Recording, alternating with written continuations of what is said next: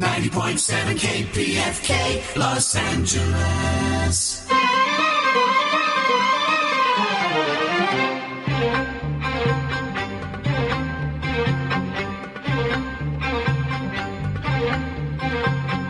Good afternoon and welcome to Middle East in Focus. I'm Esty Chandler.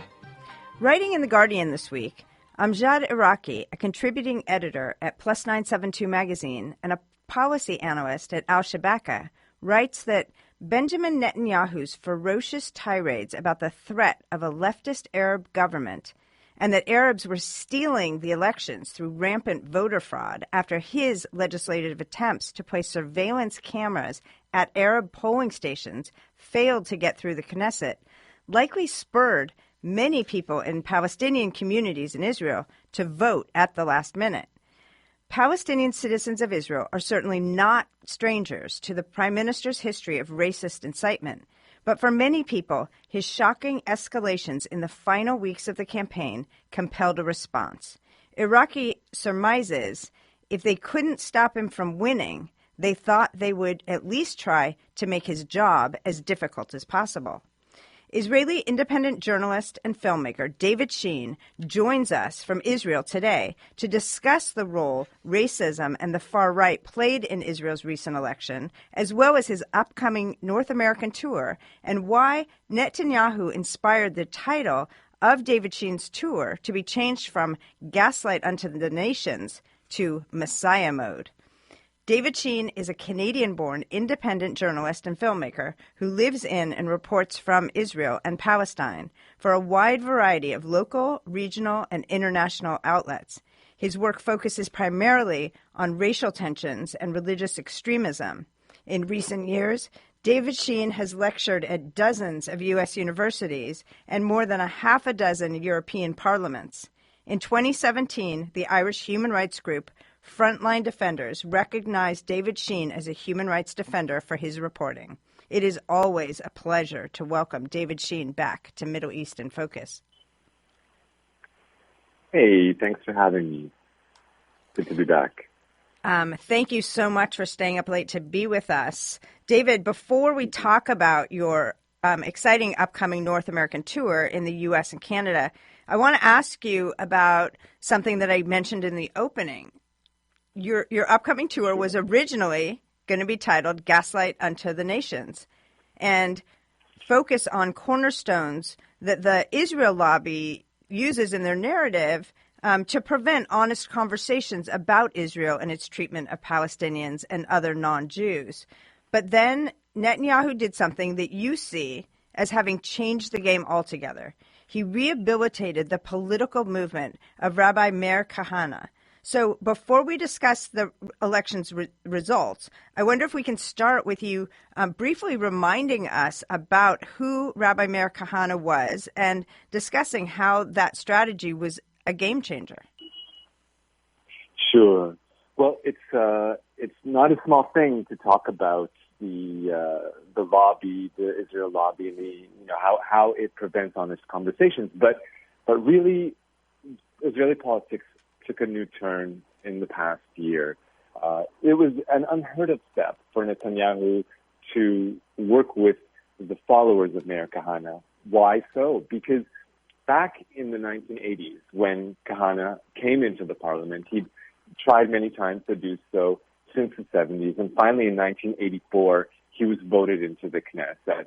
And at that time, his views were considered so racist, even by Israeli standards, that, members of what are today today the ruling Likud party, Benjamin Netanyahu's party, they would actually get up and, everyone would, but including members of the right-wing Likud would get up and walk out of the Knesset plenum. They didn't even want to honor him by listening to what he had to say to the parliament. So that's how ostracized he was at that time.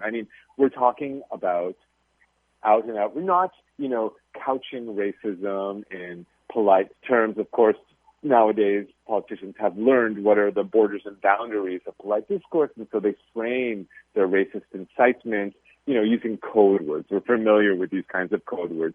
But back in the, he just wasn't ashamed about it, unabashed. He would just say, no, I'm proposing laws that would make it illegal for Arabs to live in Jerusalem, laws that would strip all non-Jews who have Israeli citizenship. Israel has about 20% of the population are Palestinian citizens of Israel or other non-Jews, just strip them of their citizenship. He, proposed laws that would make it illegal for Jews and non-Jews to have sex, to have sexual contact.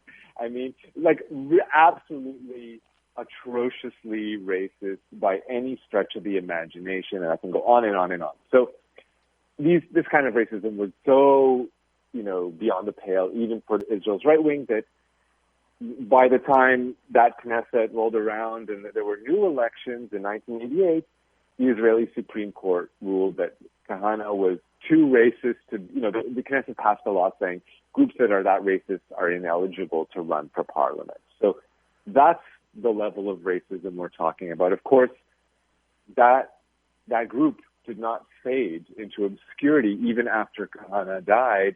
His followers, of which he had many, picked up the mantle and ran with it, and they've actually, increased in power, and the sentiments that he worked with, the racist ideas that he pushed, have only increased in popularity in recent years. So now his acolytes, his right-hand men are running again for the Knesset, of course, under a different brand name. They're calling their party something different. They're calling it Jewish Power, but they're running for Knesset. And in fact, they didn't make it into the Knesset, but this is only because, in recent years, the government, trying to keep the Arabs out of the Knesset, the Palestinian parties out of the Knesset, have increased the number of seats that are required that you must win in order to get into the Knesset. So if we were operating by the same rules back in the 80s, when Kahane got in, they would be getting in no problem. We'd have Kahanists in the Knesset. They raised the bar in recent years to try to keep Palestinians out. So with that new higher bar, the Kahanists weren't able to actually get in. But Netanyahu did spare no expense working behind the scenes to try to cajole and manipulate and, without going into too many details, to try to get other parties to join with the Kahanists to bring them into the ruling coalition.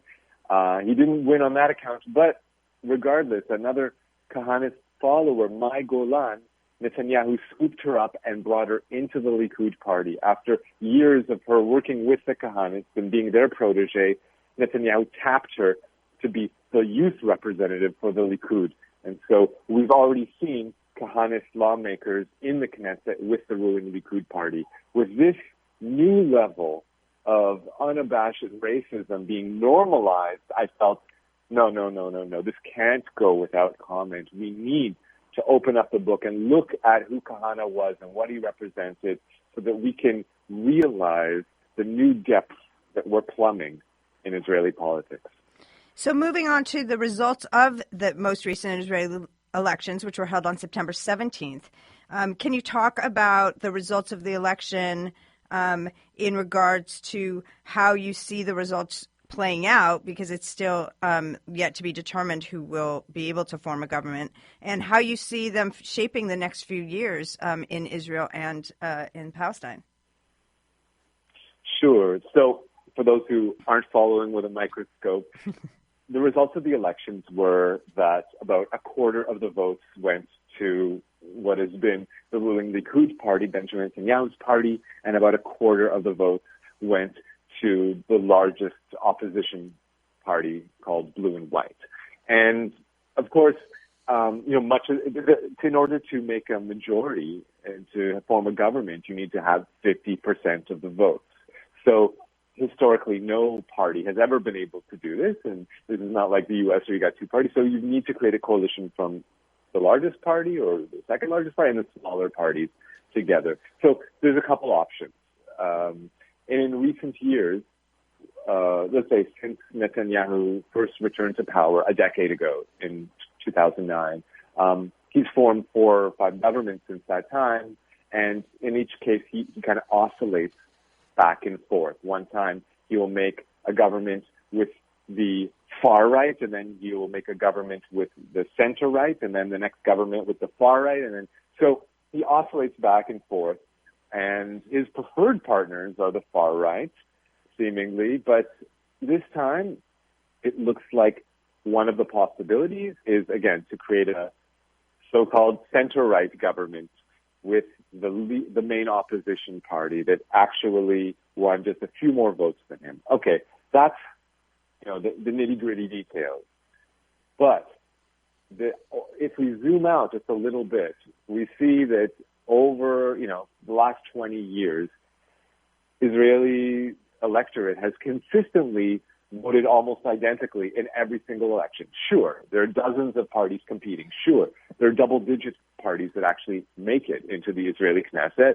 So, in every election, you just see all these numbers going up and down. It's hard to make heads or tails. Is there any trends? It's hard to really, as an outsider, understand. But if we just say, not looking at the specific parties, but looking at the camps, and we divide all the myriad of parties running into four political camps, four sides, I would say. And those four sides are actually form an acronym, SIDE, separation, integration, domination, and elimination. So saying all the four parties can be in one of these camps. Separation meaning separate, two-state solution. Integration, that's one state, one democratic state. Domination, where it's a state, but it's an apartheid state where one group dominates the other, in this case, Jews dominating non-Jews. And then elimination, the people who want that one apartheid state to not just be apartheid, but to be ethnically cleansed of the minority group. Okay, so if those are the four camps, SIDE, then consistently, even though, the fortunes of the particular parties waver from election to election, if we just categorize all the parties according to these four camps, it hardly ever changes. We can see on a graph going back to, the beginning of the millennium, since 2000, all of the parliamentary elections that have been held, it's almost identical in every case where, the largest camp by far, earning between 65% of the national vote, is the domination camp, those who are supporting a one apartheid state solution, the domination camp. And the second largest camp to win,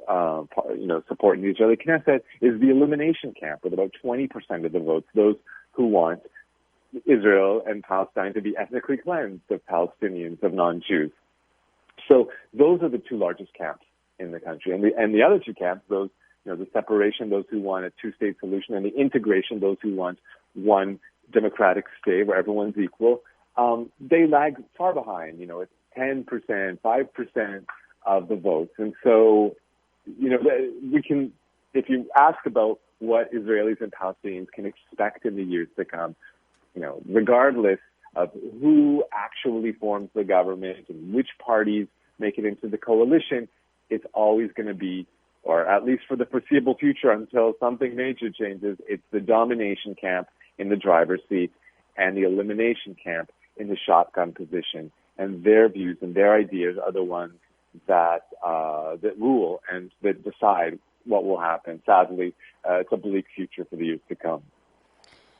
Well, that's depressing. This is Middle East in Focus on KPFK. I am pleased to be speaking with independent journalist and filmmaker David Sheen, who joins us today from Israel. We're discussing racial tensions, religious extremism, and the recent Israeli election. David Sheen's fall speaking tour kicks off right here in Los Angeles at 7 p.m. on Thursday, October 10th at Workman's Circle, 1525 South Robertson Boulevard. Full disclosure, the event is being hosted by Jewish Voice for Peace Los Angeles, the organization I founded and organized with, as well as several co-sponsoring organizations. So, David, can you quickly tell us the kinds of things that people will be able to hear if they come to one of your speaking events? Sure, gladly. So for this talk, I'm going to be focusing, like I said, on the movement of Mayor Kahane. Even though he passed away, he was assassinated in 1990 in what people call the first ever attack of Al-Qaeda. It's been 30 years, but now again we have to look at his legacy, and people have forgotten it. They've whitewashed him. It's like it goes without comment. People don't realize the extent to which he changed the political map in the United States amongst American Jews, and of course here in Israel, in the Knesset. So, look, this is a guy who grew up the son of a rabbi in the United States and steeped in that religious tradition, but also his father his family would host the leader of the revisionist Zionist movement, Zev Jabotinsky, the founding father of Netanyahu's Likud party today. So the founding father of this party when he would come give speeches in New York, he would stay at the Kahane home. So these are really the two major streams that influenced him, both the religious and the nationalist. And what he did, and I'll explain it, of course, in detail when I come speak in Los Angeles and other locations throughout North America and Europe in the months to come, he fused these two, and he kind of took the worst of both of those camps. I'll just say briefly, the nationalist camp, if we think about it, they're very active. They want to change facts on the ground. They want to, change Palestine into Israel and increase Jewish settlements in the country. But at least, for the most part, they're secular. They don't have a vision, an extremist vision. They're secular. But, so that's like what holds them in place, let's say, from going, off the deep end. Now, on the other hand, we've got the religious camps that, their vision for Israel, their messianic vision for Israel is a totalitarian one in which there will be a theocracy in which non-Jews, of course, I'm talking about the, official Orthodox messianic version. There's liberal versions of Judaism that, kind of do not espouse this and have rejected this ultimate messianic vision. But the ultra-Orthodox vision that is still cling to is very totalitarian. But, traditionally the ultra-Orthodox community was conservative in the sense that they left the messianic vision up to God. They were passive, not active. So they said, okay, that's what we aspire to in the long term, but it's not for us to put into practice. God will come down from the heavens and create that theocracy we want to see. So what Kahane did was he took these two camps, the nationalists and the religious, and he fused them, and thereby, some kind of genetic mixture of the two where, he doesn't have any of the built-in, release valves of either of those camps. So he wants the totalitarian vision of the far-right ultra-Orthodox, but at the same time, it has the activism of the Zionist camp, of the nationalists, of, yes, this is my destiny to put this into practice and create these facts on the ground. So a very, very dangerous fusion is what he created. And of course, there's other people who also were, spoke to that, but he really crystallized it.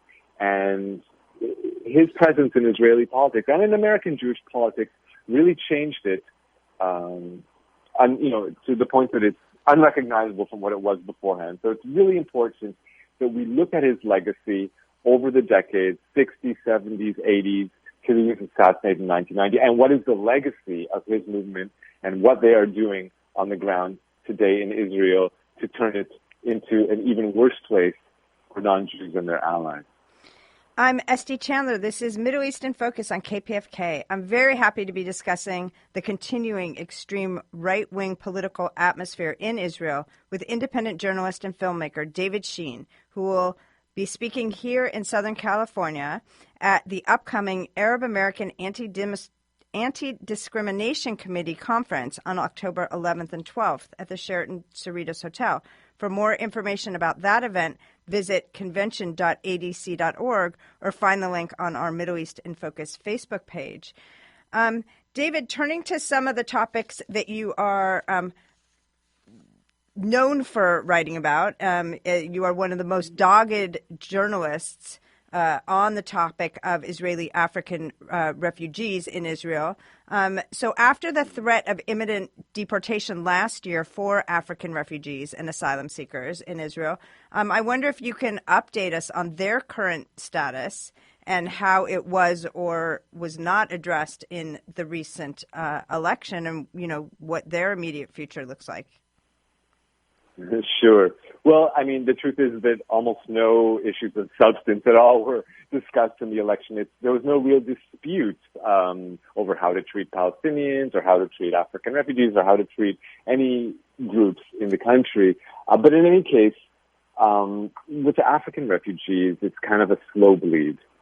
There's no one really talking about the issue. The only discussion is between far-right political factions leading up to the election, kind of horse trading, people kind of trying to negotiate deals that will make it worse in the next government. But this is all perspective. We don't know what will happen until the government is formed. What we can say is what's happened on the ground is I would call it a slow bleed. So what that means is, the government passed a law which siphons off from African refugees from their wages every month, siphons off 20% of their income. So driving people who are making minimum wage to begin with just as the poverty line and, impoverishing them even more. The ostensible, plan was that, they're holding this ransom. So to convince people to leave the country, saying you will only get this money that you earned once you leave. Upon leaving the country, then the money will be doled out to you. So, the problem is that we now see that, over time, people realize, okay, I will never get a fair shake here. I need to find some solace somewhere else. So over time, people gradually elect to leave, to find some way somehow to make it to another country. The problem is when they do that, Israel's word isn't bond. And in fact, it turns out that these companies have been exploiting, a very large number of these Israeli companies have actually never deposited the funds they were supposed to by law. So after exploiting them in the first place, they're now doubly exploiting them by, paying them next to nothing to begin with. And then the little funds that they were supposed to be paying them, they keep for themselves, the companies that, and the government. So this is just another level. And the government's not doing anything about that? Of course not. Right. Of course not. This is silly question. This is what the government wants. The government wants to immiserate them. So, it's sad, of course, that a community that's already suffered so much would be driven even more. More women forced into prostitution just to be able to put food on the table of their children because the government is stripping them of even more resources. Yes, it's or for example, when they try to send their children to Israeli schools, they're of school age, and then even though the Supreme Court ruled that every child, no matter if they're a citizen or not, is, by law, they must be entitled to an education, even so, Israeli cities are refusing to accept them in their schools, and so they're just, the kids don't even have access to education.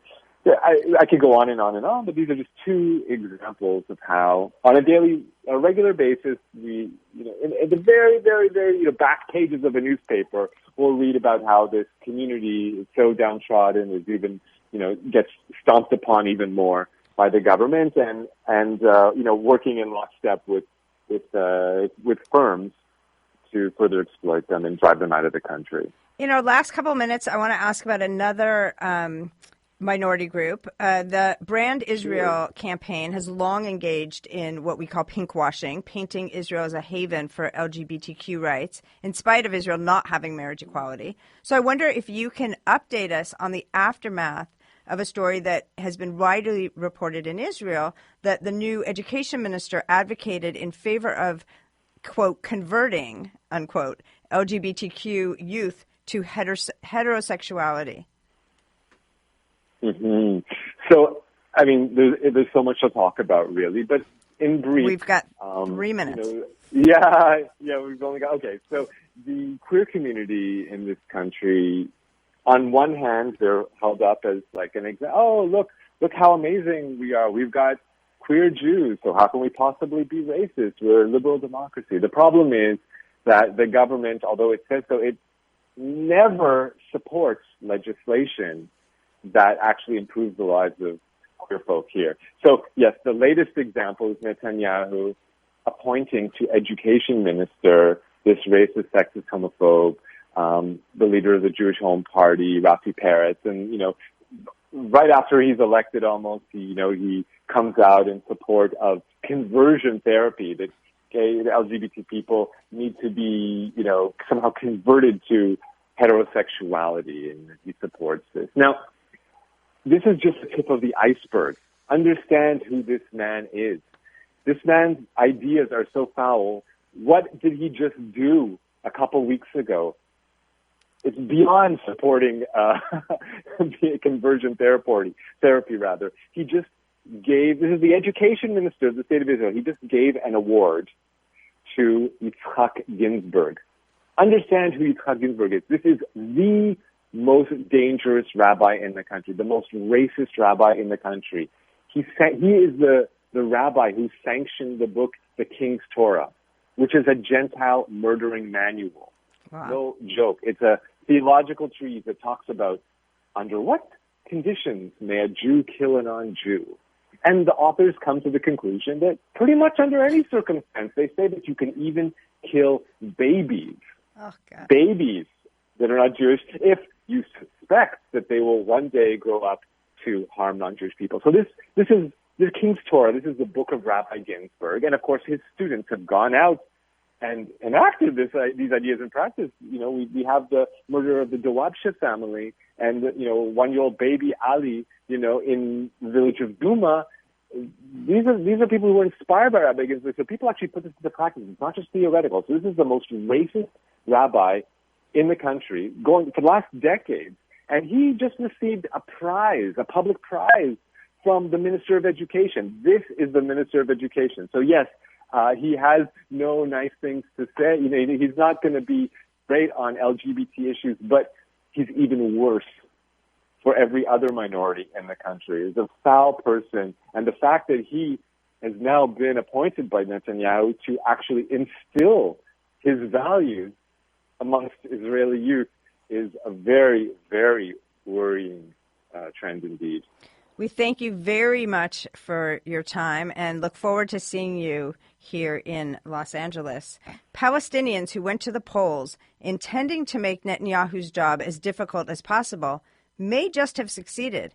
Approximately 60% of eligible Palestinian citizens of Israel, who make up a fifth of the state's population, cast their ballots in the September 17th election, a jump from only 49% in the April elections, which failed to produce a governing coalition. Further, the Joint List, a reunified alliance of 4 Arab-led political parties, restored its place as the third largest slate in the Knesset with 13 seats, aided in great part by their intensive campaign to regain public support. Still, like much of Israeli politics over the past decade, the value placed on Palestinian voting power has been centered almost exclusively on one issue: ousting Netanyahu. Once again, I want to thank my guest, David Sheen, independent journalist and filmmaker whose fall lecture tour, Messiah Mode, comes to Los Angeles Thursday evening, October 10th at Workman Circle. An event flyer with all the details is posted on our Middle East in Focus Facebook page. You can find much of David Sheen's work at his website, davidsheen.com, and he tweets from @DavidSheen, SHEEN. I also want to thank Ricky Herrera for his production support today. Our theme song is The Overture from Summer Night's Dream by Marcel Khalife. The only reason we can bring you this show is because you, our audience, support it financially. Your pledges power this show and KPFK Independent Radio. For KPFK Los Angeles, I'm Esty Chandler, thanking you for taking this time to put the Middle East in focus.